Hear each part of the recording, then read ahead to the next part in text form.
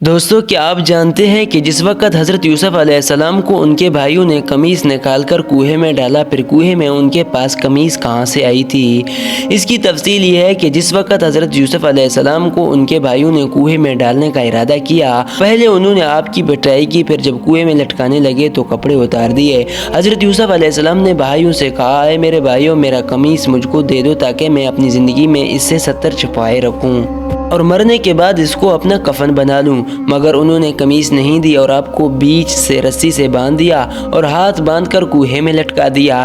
جب آپ کوہے کی آدھی گہرائی کو پہنچ گئے تو رسی کاٹ دی تاکہ آپ گر کر مر جائیں۔ آپ پانی پر گرے۔ اس کوہے کے کنارے میں ایک چٹان تھی، آپ اس پر کھڑے ہو گئے۔ اس سے قبل اس کوہے کا پانی کھارا تھا، مگر جب آپ گرے تو شیریں ہو گیا۔ ادھر خدا پاک نے حضرت جبرائیل علیہ السلام کو حکم دیا کہ میرے مقدس بندے یوسف علیہ السلام کو اپنے مبارک پروں پر لے لو اور ان کے لیے جنت سے کھانا پینا لے جاؤ، اور ان کے بازو پر تعویذ کی شکل میں قمیص ابراہیمی بندھا ہوا ہے، وہ کھول کر ان کو پہنا دو۔ یہ جنت کا وہ قمیص ہے جس کو حضرت جبرائیل و میکائیل جنت سے لے کر آئے تھے اور نارے نمرود میں حضرت ابراہیم علیہ السلام کو پہنایا تھا۔